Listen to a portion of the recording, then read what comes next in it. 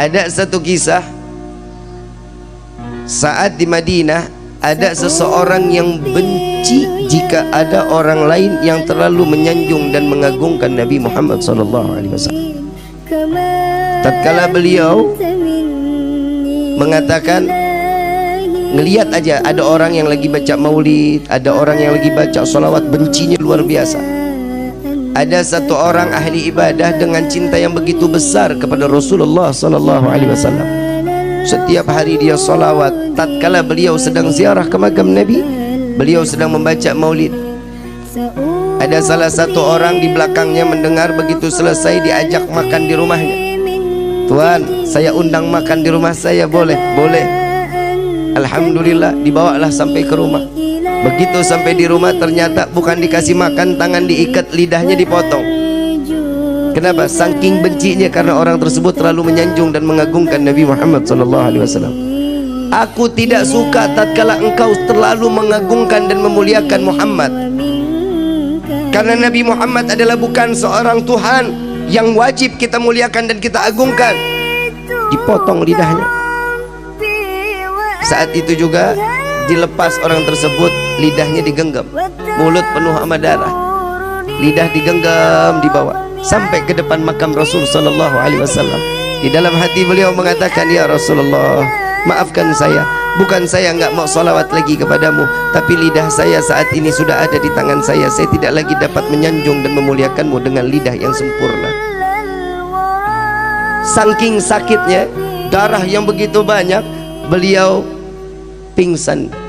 Di dalam pingsannya beliau didatangi sesosok manusia yang tatkala beliau mengatakan, wahai hamba Allah, wahai hamba Allah, ketahuilah aku Muhammad yang saat ini datang menjengukmu. Biarkan lidah itu terputus sekalipun, jika engkau tetap mencintaiku, maka Allah akan berdekatan, Allah akan mengizinkan aku dekat denganmu, kata Nabi SAW. Namun si hamba Allah ini mengatakan, ya Rasulullah, tapi aku ingin bersalawat dengan fasihnya, dengan kegembiraan, dengan lisan yang penuh dengan kesempurnaan. Maka lidah tersebut diambil oleh Rasul SAW, dimasukkan ke dalam mulut. Di dalam mimpinya, tatkala terbangun dari tidurnya, lidahnya udah nyambung lagi. Di dalam mimpi Nabi memberikan manfaat kepada orang, para pecinta Rasul SAW, sehingga seterusnya beliau terus dapat bersalawat kepada Nabi Muhammad SAW.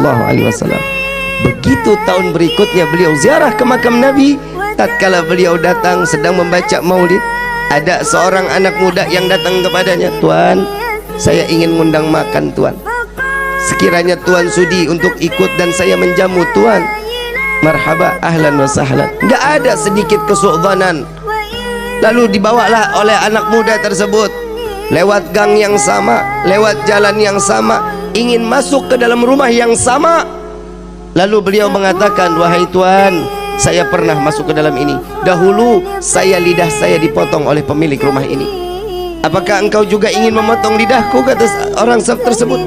Tidak, wahai hamba Allah, aku mengajakmu untuk mencicipi dari rezeki yang apa ada di saat ini.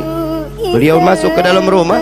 Tatkala makanan sudah disediakan, makannya sudah selesai, dikeluarkan kandang yang begitu besar. Hadirin, kandang begitu besar, begitu dilihat di dalam ada monyet yang gedenya luar biasa.